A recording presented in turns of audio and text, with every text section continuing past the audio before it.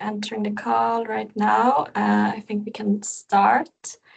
Once again, welcome to today's session where we will delve into the funding opportunities offered by the EU for SMEs and especially with focus for Swedish SMEs and what support there is.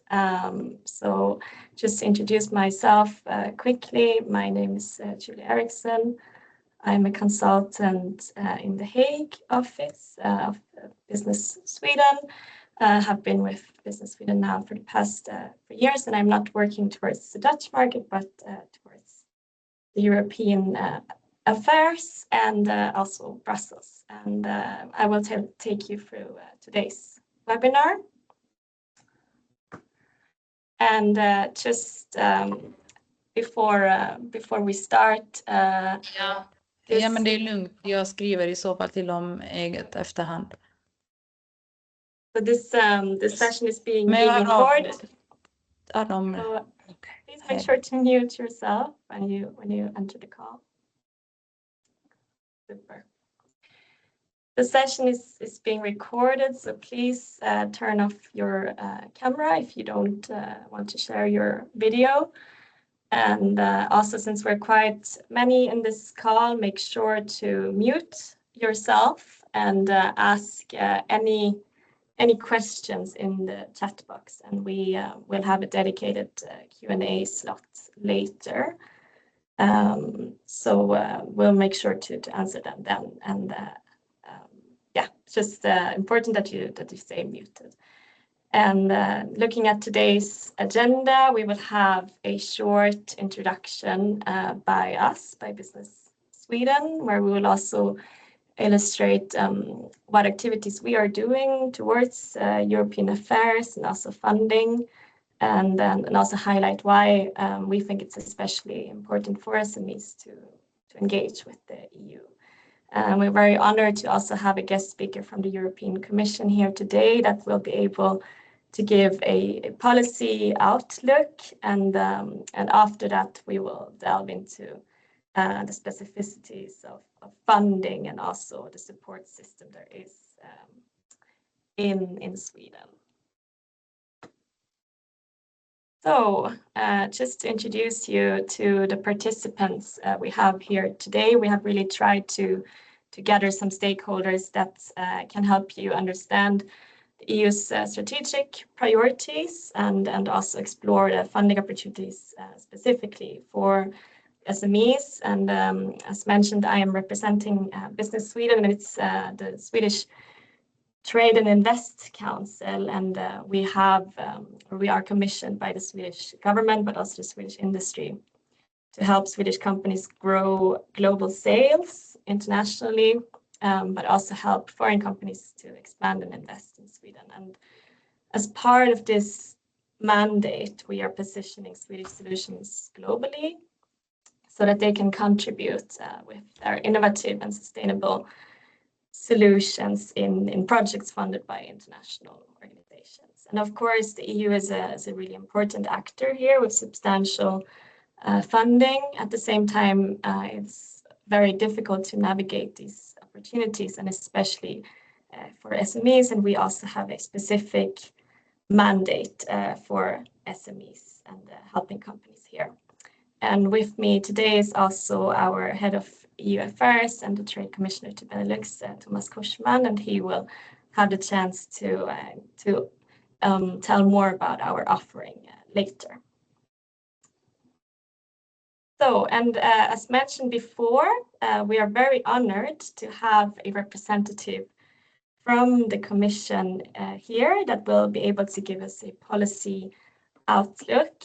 Specifically, we have the Deputy Head of Directorate-General for Internal Markets, Industry, Entrepreneurship and SMEs here. And it's the department within the Commission responsible for facilitating access to and strengthening the internal market, and with a specific focus on SMEs. And Eszter Batta will help us understand the strategic priorities and the current initiatives being put forward by the Commission. and very happy to have you here today. And I think it's very nice that we get this more high-level insight before we're delving into funding opportunities and how you as an SME can access those. Yeah, thank you.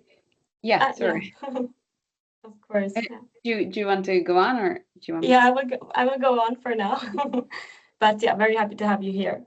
And then we also have Nora Fischer with us, who is working directly with SMEs to support them accessing EU funds. She's working within the EU SME Support initiative, and this is actually a platform, an advisory platform that focuses on facilitating access to EU funding for Swedish SMEs specifically. And she will mention lots of options for hands-on guidance and present this in detail later. And then lastly, we also have Vinnova with us. This is the Swedish Innovation Agency and one of the organizations that is actively co-managing programs with the European Union, and this is acting as a distributor of funds, helping also SMEs to access funds such as Eurostars and Innovide. And then Kim Silvasti, who is with us here today and is the national contact point for Eurostars and other Eureka programs, will give some examples here.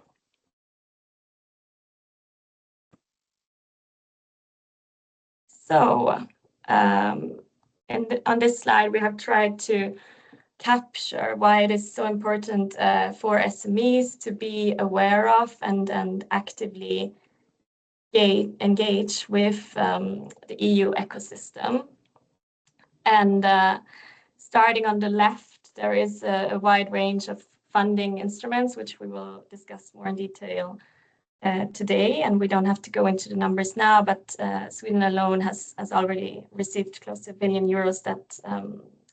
of projects that have benefited companies. And for innovative SMEs, for instance, there is also programs such as Horizon Europe and Eurostars that can co-found R&D projects. So there is a real potential here, and also a potential that has not been met yet. So we really want to help companies access these opportunities, of course. In the middle of the slide, you see examples how EU regulations increasingly shape the business environment. For SMEs, there are many legal frameworks that impact daily operations and also reporting standards and so on. And there are actually many exemptions specifically to SMEs offered in directives. So it's really important to understand these and also turn compliance maybe into a competitive edge. And finally, on the right, there are also many business networks and industry clusters engaging in Brussels. And of course, engaging with those does not only make it easier to navigate EU funding and regulations, but also they offer important opportunities for partnership and can act as a catalyzer for. So overall, the EU really offers a rich ecosystem of opportunities for those SMEs that engage with it. And I think today with this webinar, it's a perfect point to start and engage more with different stakeholders that are relevant.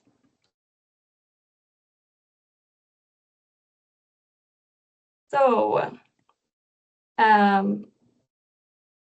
this webinar, as mentioned, focuses really on the funding aspect, and here we want to show you where this funding essentially comes from, and that is the EU's multi-annual framework. I will refer to it as MFF from now on.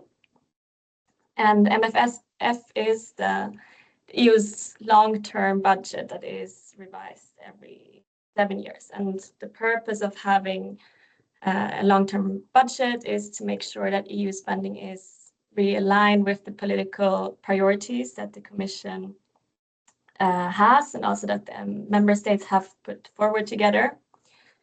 And that, of course, also makes it easier to facilitate or to adopt annual, more concrete budgets than every year.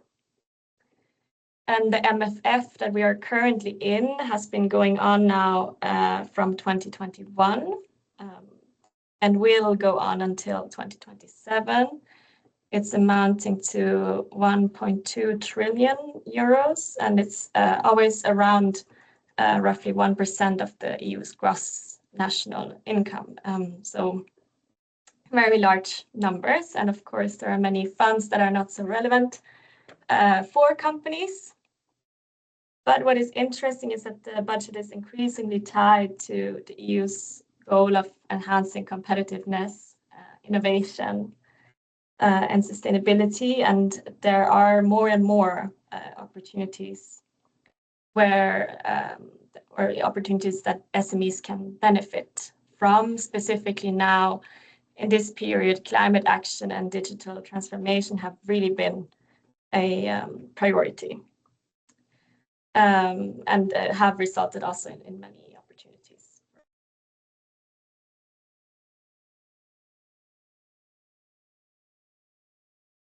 So actually, to give you some more context, the new MFF, of course, has to be approved before the old one is ending, and that is what is currently happening. And the European Commission's proposal has been published now and is being debated by the member states in the different ministry councils. And of course, it's often very detailed, but it definitely makes sense for Swedish companies and also SMEs to try to follow these debates to gain insight into the future budget, and it can help to predict trends where the union and of course also various business opportunities offered by EU are heading.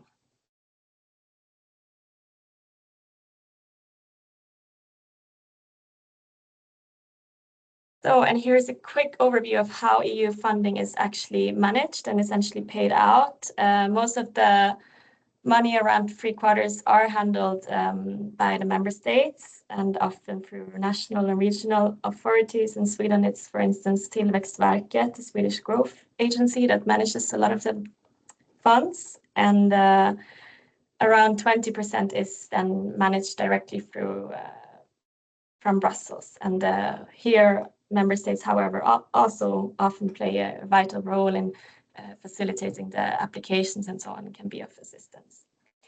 And then we also have the cross-border cooperation programs like Interreg, which are designed to help regions work together.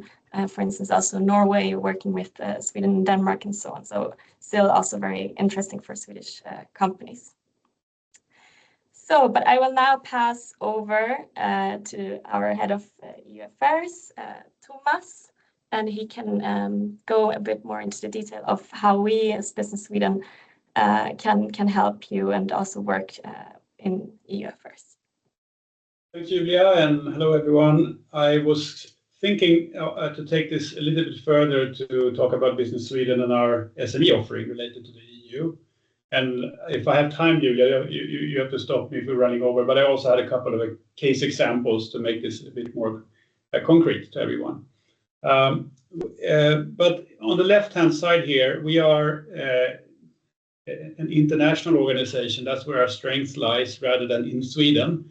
So we're helping in the international markets. That's where we have our people and our offices. We already heard about our mandate, but I also just want to mention that we are a not-for-profit organization.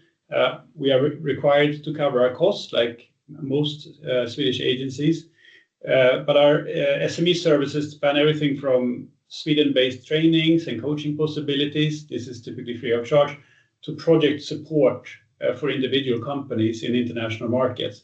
And for the latter here, for the project work, SMEs can benefit from a 50% government subsidy of our costs. Now, if you look at Business Sweden's full offering, we have everything from the initial market analysis to hands-on business support services, to various more specific services like within M&A, supply chain, and so on. And that's also where we find business to government, which is the focus of today. So on the right-hand side here, you could have a look at the, I would say, the four main areas of services that we offer.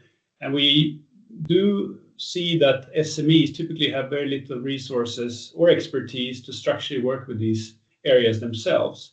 So just quickly on the number one, policy insights, to really helping SMEs understand and navigate regulations, policies, upcoming initiatives, understanding rules and translating those into requirements. And this could be anything from new electric chargers to biomaterial. And this is often a typical component of our projects that we do for Swedish companies, since most often they rely on policy support for new innovations. The second area Julia already started to speak about is identifying funding possibilities. This could be both on the EU internal market or the external market. This is also often key for SMEs, and we have a service we refer to as follow the money. So basically starting from the EU policy level to specific programs with desired policy priorities for a particular company, to relevant country level recipients, to finally the organizations that receive the funding for national dispersion and how that is being implemented. I will get back to that with an example just after this. The third area is the partner searches, and this is also key to not only to access funding oftentimes, but also to execute on strategy. So that could be accessing these networks that Julia talked about, or expertise, or whatever is needed. And finally, stakeholder engagement. This could be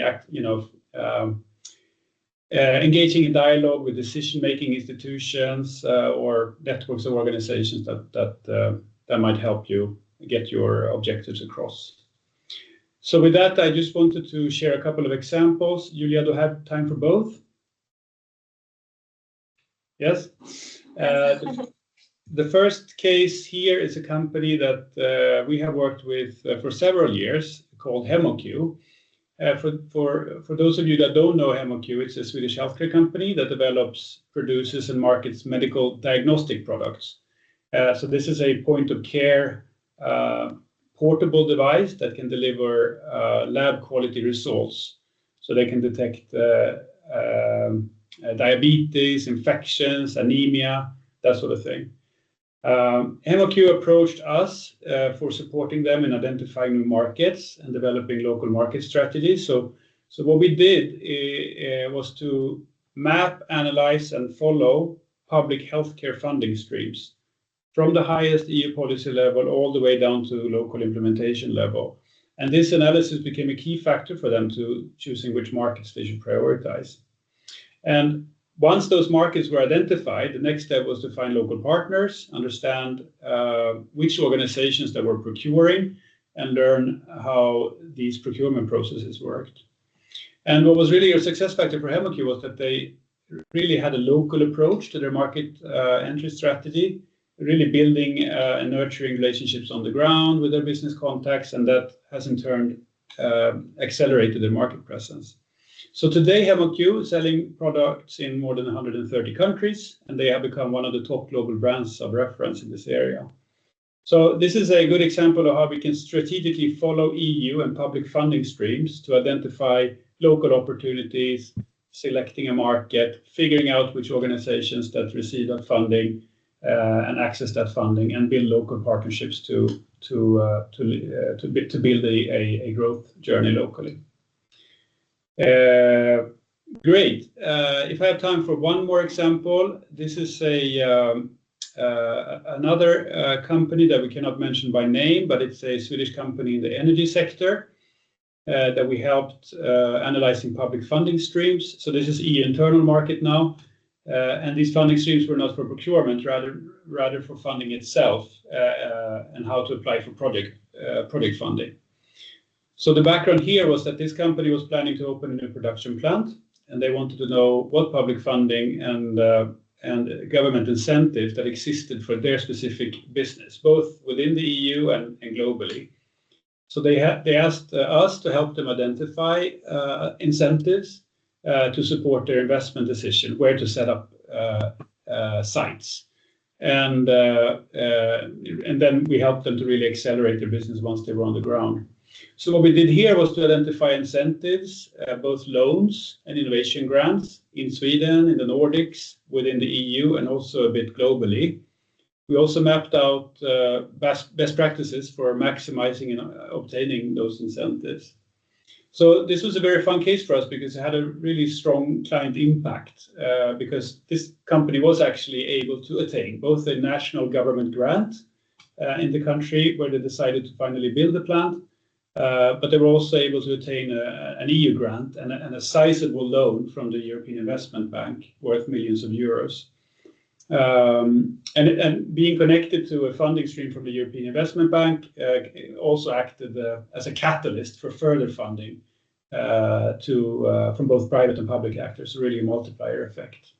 So with that very brief add-on to you, Julia, I hope we made it a bit clearer what we do at Business Sweden. Here are our contact points, should you want to know more. My name, Julia's name, as well as on the right-hand side, what we call our industry program managers that work much more in a industry specific context. So you have the contact information as well. So with that, Julia, back to you. Thank you so much, Thomas. Great. So Eszter, Batta, I've already introduced you. I'm super happy to have you here as the deputy head of DG Grow, and I will give the floor to you now. Yes, thank you very much. I'm so eager to come in earlier. Apologies for that. So yes, hi everyone. Thank you very much for the invitation. I think you're doing a very important job, and I wish every member state had a well-structured office, which is helping companies to scale up and access European funding and move cross-border. I wanted to take just let's say 6-7 minutes to go through maybe 3 challenges businesses facing, SMEs specifically are facing in the EU market. What we see, I have on the slides a lot about access to funding, but I think I will speak about that much less, given that also in your introduction you explained a lot, and I think the speakers after me are going to talk about that as well. So here I just wanted to show you in general what are the biggest obstacles which SMEs are perceiving and reporting.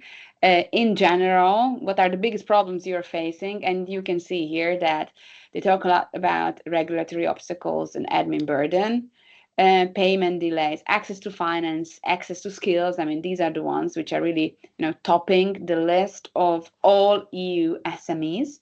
And the next slide, we have a bit of a comparison of EU averages and Swedish SMEs, right? To what extent they find the following barriers when it comes to growing their enterprise an issue.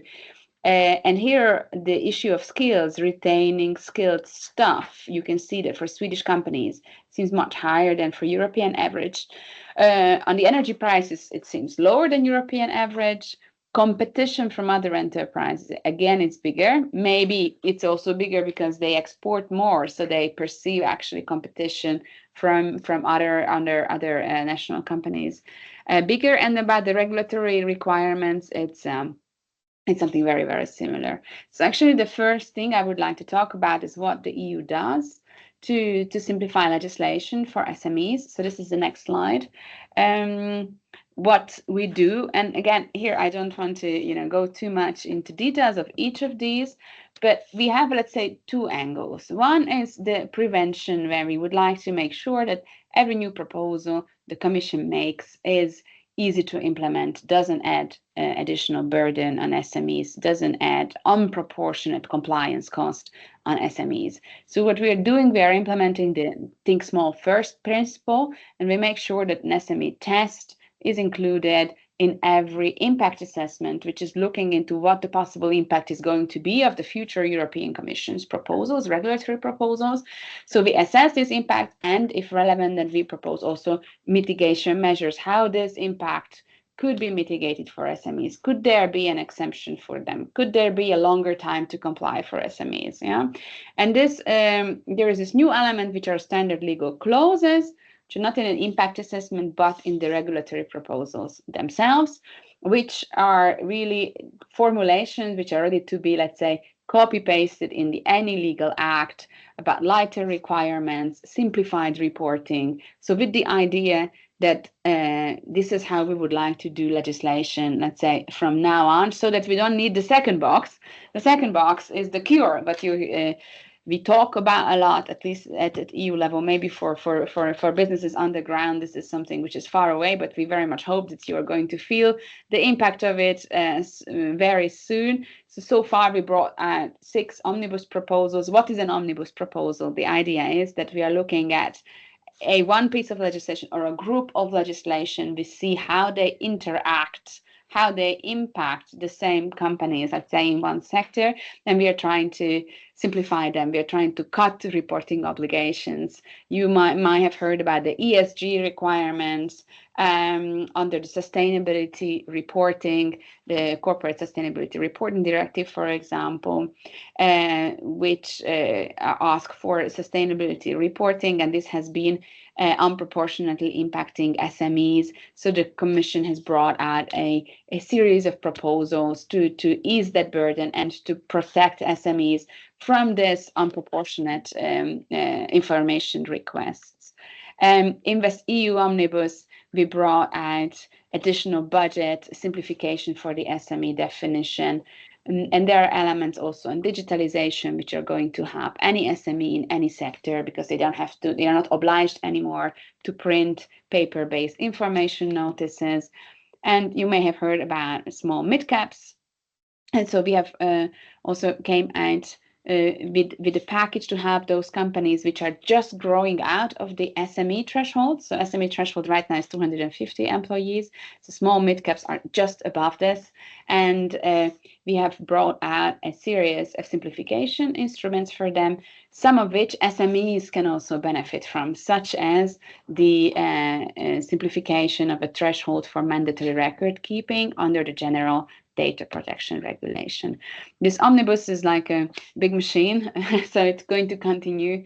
Right now, our colleagues are looking into simplifying environmental legislation, digital legislation, so you're going to hear more about this. Overall, the savings are around 2.8 billion euros already for SMEs. Then the other big issue we see that SMEs find it very complicated to scale up cross-border, to go to another member state. Here on the right side, actually it's quite small, but you see that actually the biggest obstacles companies are facing when growing cross-border into another EU country, and I think this is very much the business Sweden is in, is to helping Swedish companies to go abroad and grow up and scale up across different markets, is that they are facing issues with understanding the legislation of the other country, understanding the administrative requirements and the different rules in the other country.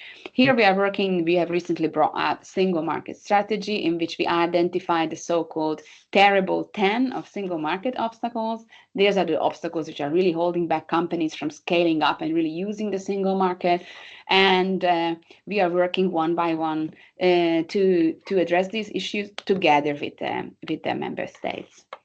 Then in the next slide, you will see what we are doing for helping companies grow. It is a scaling up and targeted support. So on the left-hand side is more of an administrative part of growing. I mean, we see the increasing economic importance of those companies who are just out of the SME category. So the moment you hire your 250th employee, shouldn't be losing all the SME benefits that you were enjoying so far. So this came out also in the important economic reports, the drug report. in the beginning of the mandate. So we are looking into targeted support measures for this category of companies. For the moment, what we have proposed were a lot of administrative mitigation measures and not financing measures for these companies. On the access to finance, I don't want to go into detail because there are a lot of the next speakers are going to be talking about this, but you can see already what is available under the current MFF, the Horizon Europe, a single market program, Digital Europe, and so on. And this is what you see on the slide, what is our proposal for the next MFF, so the next financial framework, as Julia has explained in the beginning. And here we are bringing together a lot of different funding instruments, because of course what we heard from SMEs that it's very complicated for them to navigate all this financing landscape in the EU. They don't know which fund to go to, where they can get grants, where they can get equity. So the idea is really to bring everything together on this one roof, as you see, which would be called the Competitiveness Fund, and bring in the different financial tools which can support an SME's growth in the different, let's say, stations on their investment journey. So from research to scaling up, bringing a product on the market, first industrial deployment, and then scaling up manufacturing. And we would be, the proposal of the Commission is to organize these funds into 4 different windows, we call it, depending on the sector. With common financing instruments and advisory services. Under it, a common rulebook, a common way of applying, a one-stop shop, which would help SMEs also to understand how they can go about the application.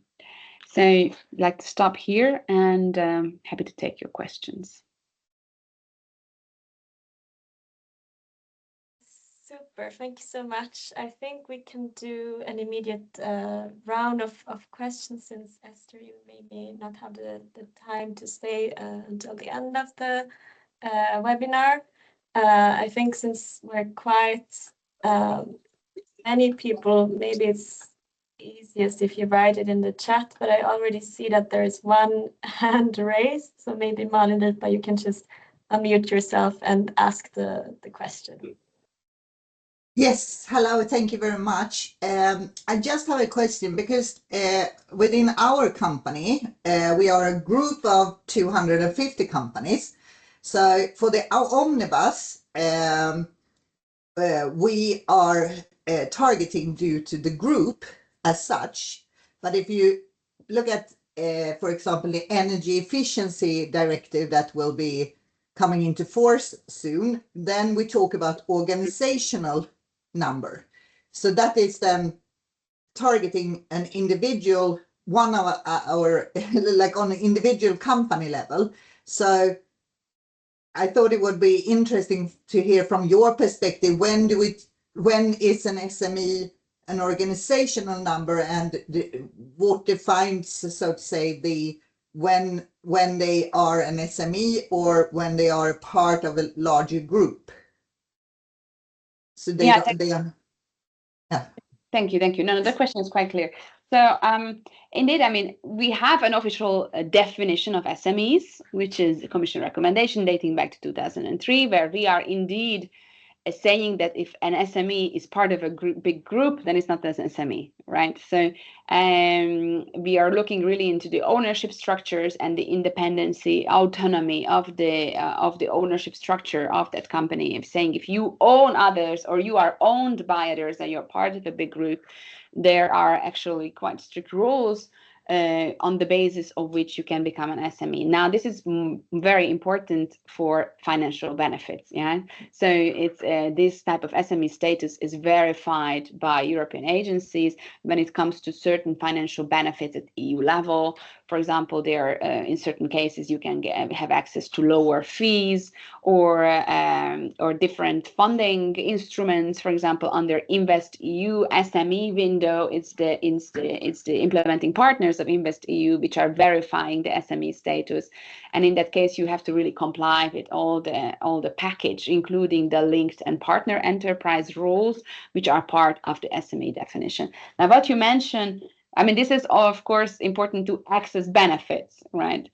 I think what you mentioned, I'm not entirely familiar with the Energy Efficiency Directive, but I imagine that over there it's about obligations for your company. So it's not about accessing something which can only be given to you if you are complying with certain conditions, but it is obligation which you have to comply with independently, whether you're part of a big group or not. I mean, everything I would have to have a look exactly how, because in every European text, there is normally Article 1 are the definitions of how SMEs are defined. As long as if SMEs are defined by a reference to this regulation, to this recommendation, which I mentioned, the recommendation for 2003, then you are not in the scope, because you are not an SME according to that recommendation, because you are part of a group, right? So, but it's important to check in the legal text how SMEs are defined. If it says SMEs are defined as companies up to 250 employees,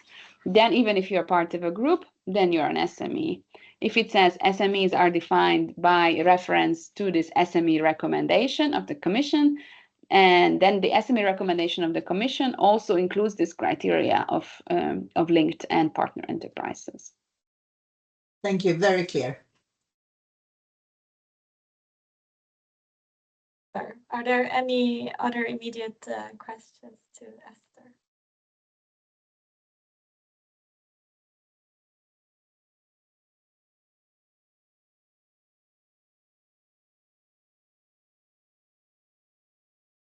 Okay. Thank you so much. I think we can then move on in the program. Thank you very much. Nice to talk to you. And my colleague Jimena is remaining in the call, so in case there are some questions later, we can also come back to you in case there is something. Also, my email is on the slide, so don't hesitate to reach out. Yeah. Super. Thank you. Bye bye. Thank you so much, Eszter. Great. So now we will move on to really delve into the details of funding, and also what support there is here for SMEs that are interested that have maybe not applied yet.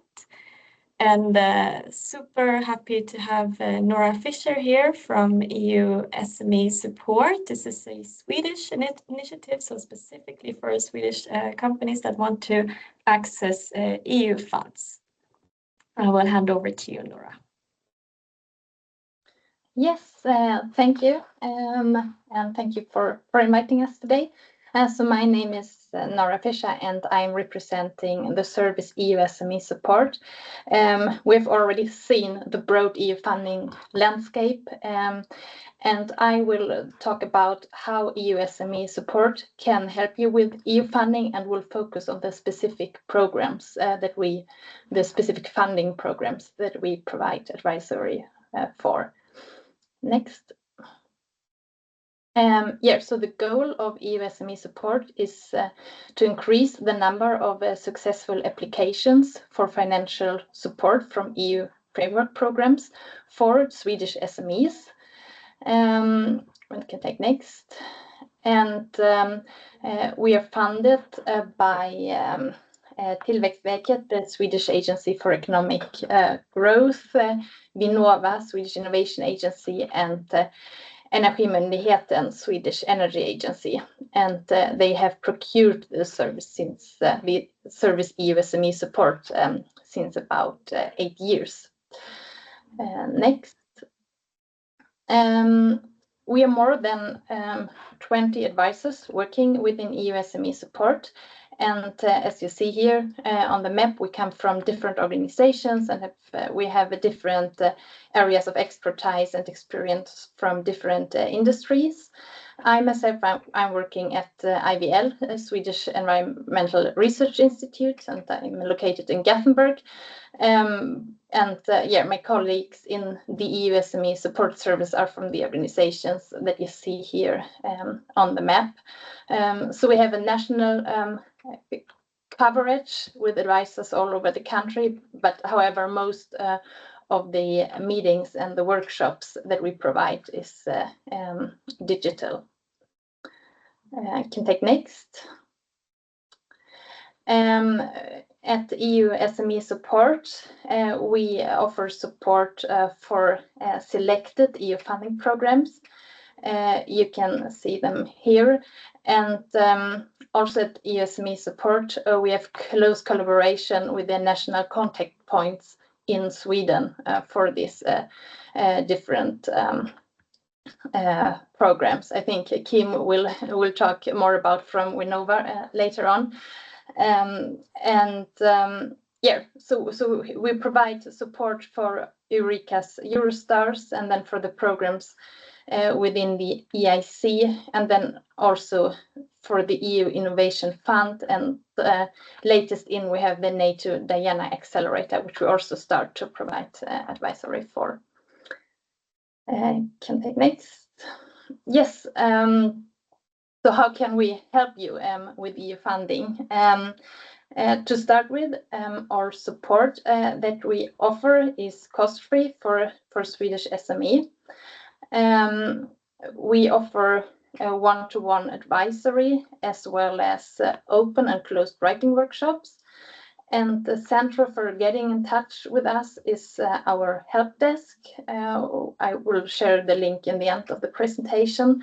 There you can reach out to us and we will answer within 48 hours. When contacting us on the help desk, you can shortly describe what you need help with, and we will connect you to one of our advisors. It can be that you have specific questions on an application or a specific funding program, but it can also be that you want to have guidance on what funding program that is suitable for you. We also offer writing workshops. Yeah, you can stay there for the different funding programs, where our advisors go through the program criteria in detail and give valuable advices on how to write a successful application. And if you have a draft of an application for e-funding, you can send it to us so we can read it and give feedback. We can also do this several times if we get it in time. We're not allowed to write applications for you as we are publicly funded. Yes, for some of our programs, you need to pitch for a jury in Brussels as part of the application process. And for that, we also offer a pitch training.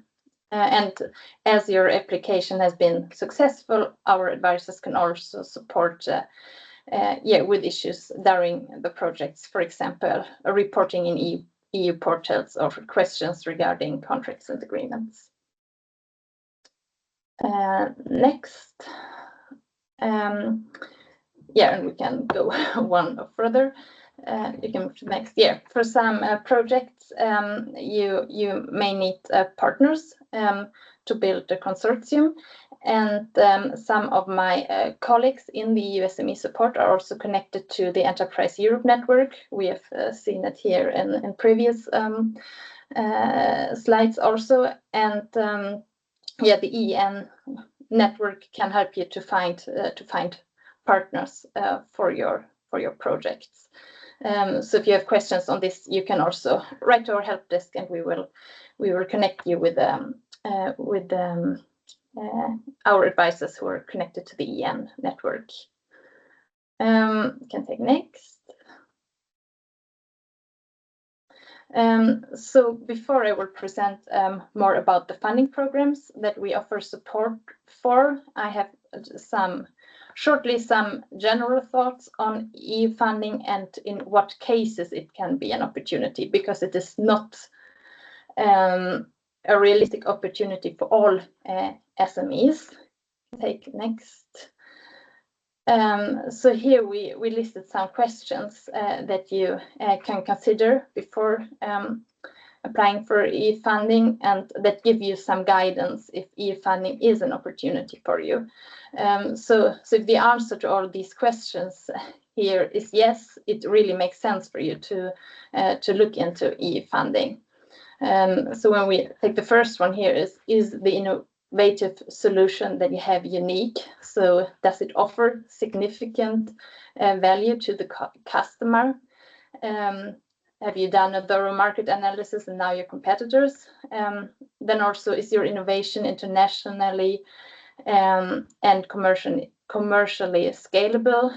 This means, have you confirmed an interest in markets outside Sweden? Does it have significant potential to change the markets? Have you verified the market interest? Have you verified customer interest, for example, letter of intent or client citations that you can include in your application? Also, do you have the capacity to run and co-finance large projects? So do you have the experience and know-how to deliver the project? And also, are you able to meet the co-financing requirements that the different programs may have? Then of course, do you have the time and resources to write an excellent applications? It can be very time consuming, of course, depending on the type of application, but also on how experienced you are in this. And then lastly, can it generate positive impact to society or industry in EU? So what's the impact of your project and does it contribute to strategic EU goals? Can take next. Yes, so when you've found that EU funding is interesting for your company, next question, of course, is what program to apply for.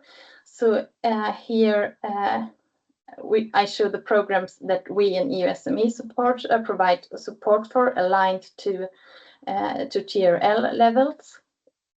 So we provide support for the programs by the European Innovation Council. These are the programs Smart with EAC in the beginning. And then we have Pathfinder, which really is funding for research at earliest stage. Breakthrough technologies and disruptive innovations, and there you really the projects in Pathfinder really aim to develop the scientific basis for this. Then next, after Pathfinder, we have Transition, where projects ideally start at Tier L4, and where it's more about validation and demonstration of technology in a relevant environment, but also about building an entrepreneurial team. Then we have EAC Accelerator, which is for deep tech SMEs that prepare for scaling up disruptive innovations. Their grants up to Tier L8 can be received, but there's also an investment component where the EAC fund provides funding for high-risk technologies with investments of up to 10 million euro. And then also there's the EAC step where it can be investments up to 30 million euro for innovations within strategic important areas for the EU. Then besides the EAC programs, we also provide support for Eurostars, which is a program by Eureka and provides funding for international R&D projects. Then we also have the Innovation Fund. This has calls for the development of projects that demonstrate innovative technology that leads to significant emission reduction. So it's really about European flagship projects where first of a kind low carbon technologies are demonstrated. Can be, for example, demonstration of innovative renewable energy production, energy storage, or new processes within energy intensive industries. And here the projects are quite large, starting with small scale projects with the capex from 2.5 million euro and up to large scale projects with the capex over 100 million euros. And then latest into our support service is the NATO Diana program, which is NATO's accelerator program for companies developing dual-use technologies. So this is really an overview over the programs that we provide support for, and I thought that I will go through the EAC Accelerator and Eurostars a bit more, as I think that can be certainly interesting for you. So if you go to the next slide, I can start with the EAC Accelerator. So as I shortly mentioned, this program really focuses on deep tech innovations that have the potential to disrupt or create new markets. And it's for SMEs with the ambition to really scale up globally, but where risks are too high to attract private capital. So the Accelerator program is designed to fill the funding gap to a stage where private investors can be attracted. Can take next. And the EAC Accelerator has a budget for certain prioritized thematic areas, so-called challenges. Here you see the ones for 2025. I think the ones for next year will come in a few weeks in November. It also has open calls, or an open call which is open for technologies within all areas, and it's single SME and startups that can apply. Next. Here a bit more about what I mentioned before, that we have a grant part and then an investment component. So grants can be received for projects of up to 2 years, and the maximum grant amount is 2.5 million euros. And the grant component covers up to 70% of the eligible costs. So 30% co-funding is needed, and the grant supports activities from tier 6 to 8. So later stages of technology development and activities to prepare for market entry. Then the investment component is intended to finance market deployment and scale-ups activities from tier 9. And it's here where the EU Commission provides funding through the EIC fund. It will invest patient capital with a long-term horizon, and investment size between 0.5 to 10 million euro, and maximum 20% of the voting shares of the company. And the investment by the EIC fund will match the lead investors. So when applying for the funding component, you should be in dialogue with potential co-investors.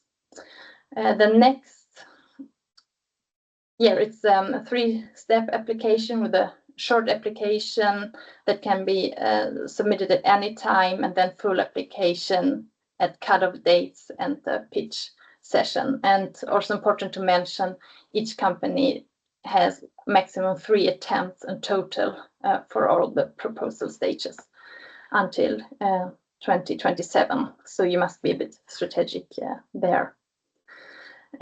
Next. Then I was also thinking to give some more information on Eurostars. I think I will keep this rather short, since Kim will provide some more insights on it, I guess. We can take the next one. So Eurostars aims at giving funding to projects that develop a product, process, or service in international collaborations. And so it gives you the possibility to test new markets through the collaboration with international partners in the project. And Eurostars projects are led by SME, but also larger companies and research institutes can be part of the consortium. And the duration of the project is up to 3 years, and then the innovation should reach the market within 2 years after the project has ended. There are some longer time horizons for firms in medtech. Next. So for Eurostar's project, the consortium must have at least 2 members from different Eureka countries, and Eurostars is funded by national funding bodies. So in Sweden it is Vinnova, and the Vinnova has requirements, for example, for Swedish SME who apply, that they must have at least 2 registered annual reports at Bolagsverket. Can take next. So Swedish SME can apply for grants equivalent to 50% of their costs in the projects, but maximum 5 million Swedish crowns. Yes, and one partner cannot have more than 70% of the project budget, and together a consortium can apply for up to 5 million euro. But of course, this also depends on national funding rules for the partners in the consortium. And we can take the next one. So there are 2 application dates per year, in spring and in autumn, and the application is through web form, and it's quite quick feedback in 3 to 4 months.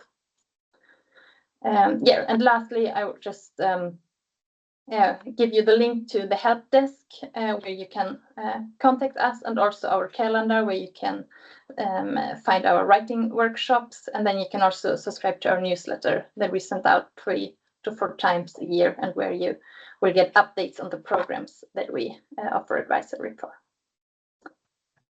Thank you. Super. Thank you so much, Nora. I think we can also quickly take a break for questions if there are any immediate questions, and you can also raise your hand.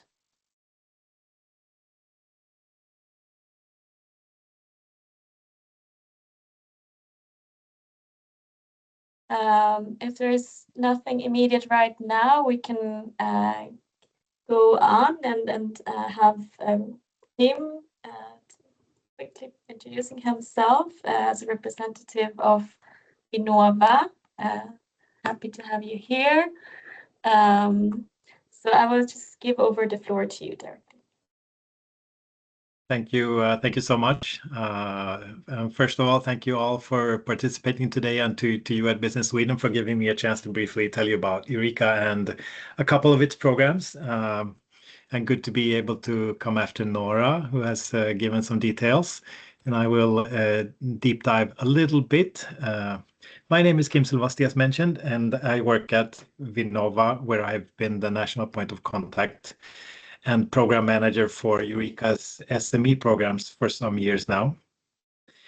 For those who don't know, Vinnova is Sweden's innovation agency, and our mission is to strengthen Sweden's innovative capacity and contribute to sustainable growth. We do this through different calls for funding and through mobilizing resources in different ways. So now I'm going to go straight into Eureka and what it is. Eureka is an umbrella framework organization with a purpose to strengthen international collaboration, often with a particular focus on the SMEs. It provides opportunities for R&D and innovation projects between companies, research actors, academia, and public organizations. You could say that Eureka is a toolbox for creating development across borders, and the different programs are the actual tools. And in Sweden, Vinnova is the national contact point for Swedish participants in the Eureka programs. And over to the first program that we've mentioned already a little bit, Eurostars. There are actually 37 participating countries in Eurostars. And something that I would like to highlight is that the Eurostars program has a rather high percentage of about 25% of applicants that actually receive funding. And we believe that the best innovations come from collaborations between individuals and organizations, and most often between different countries. That is why the Eurostars program funds innovation projects between partners in 2 or more Eurostars countries, as Nora mentioned also. The possibilities through the program are more or less unlimited due to the fact that it is bottom-up, which means all technology areas are welcome to apply. And also, as Nora mentioned, the Eurostars projects are market-driven. This is very important. They are market-driven for commercialization of a product, process, or service. And in Sweden, if there is an SME, you can apply for up to 5 million crowns for the Swedish side. There are 2 deadlines each year, one in mid-March and one in mid-September. And of course, there are some criteria you must meet to be able to apply. There are 7 international criteria to be eligible and some national ones as well. And worth mentioning in this context is that the application process in Eurostars is centralized to the Eureka Secretariat in Brussels, and funding is decentralized. This means that funding is managed at national levels and by Vinnova in Sweden and our equivalents in the other countries. Also, each country manages its own funds and establishes the national rules for funding. So there's always the need to check the international criteria as well as your own country's criteria and rules. So what should you not forget now? Don't forget the next call will open in January and close sometime in mid-March. So there is an opportunity there quite soon. And over to the second program, Eureka SME program that I wish to mention very briefly, that is Innovide. Innovide is a so-called market feasibility program. The purpose is to assess key local technical and market conditions in a target country outside of Europe. So technical and market conditions in a target country outside of Europe for deployment of your innovation. You can get funding for you can get funding for a sum of 60,000 euros for a 6-month project. When that project is finished, you should understand whether your solution can be commercialized. Simply put, is your idea worth pursuing in that specific target market? The target markets that we're talking about is Asia, Americas, Oceania, and Africa. So everything outside of the European Union, you could basically say. There is a call open for the moment. It closes on November 25, so there is also still time to apply for that. And that was a very fast overview of the 2 programs. I know that you've received quite a lot of information now, so this was a teaser. If you wish to hear more about those 2 opportunities, please contact me at my email address or eurostars@vinnova.se. Super. Thank you so much, Kim. Thank you. I think the main goal of today is really that you know who to contact for assistance. And I hope that we have given you some good idea here. And of course, we will also share the presentation with you afterwards. We still wanted to give some space for discussion. Of course, this depends completely on you and if there are any immediate questions or if you'd rather reach out after the webinar. But we really reserved these last 20 minutes in case there will be a discussion or so. And so please just raise your hand if there are any immediate thoughts or questions.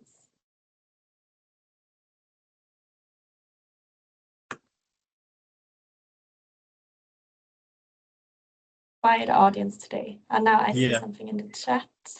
It's me. I just put in there is an since we work together, Nora and I, or the EU SME office support office, specifically for Eurostars, we have actually 6 different activities yearly, but 3 for every call. So we have an information webinar where we go through the support and the national criteria and all the details for Eurostars. That's coming up on December 10th. And then I put in the link for the national criteria in Sweden, which is very important to have read and understood before. A lot of people actually misunderstand when we say that one of the criteria is that you must have 2 registered yearly reports. But sadly, a few send in their yearly report to the company registry office and think that, oh, it's registered, but it's not until it truly is registered. So that's one of the criteria. Things like that we go through at the information seminar on December 10th. That's super valuable.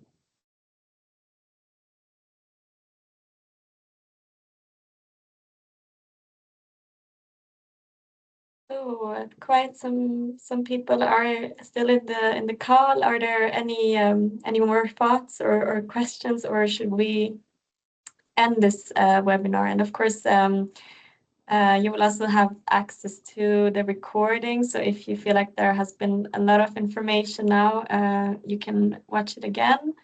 And I think both us from Business Sweden's side, me and Tomas, as well as Nora from EU SME Support and Kim from Vinnova, we're very happy if you reach out after this, and happy to support you in different aspects. I think we all come a bit from a different angle, right? And can or maybe you can even contact all of us for different aspects and different kind of support. But yeah, I see no questions in the chat and no hands raised.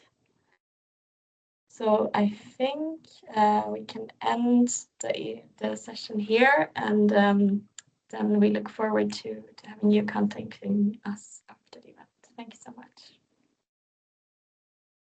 Thank you. Goodbye. Thank you. Thank you. Bye. Thank you all. Bye-bye. Any thanks?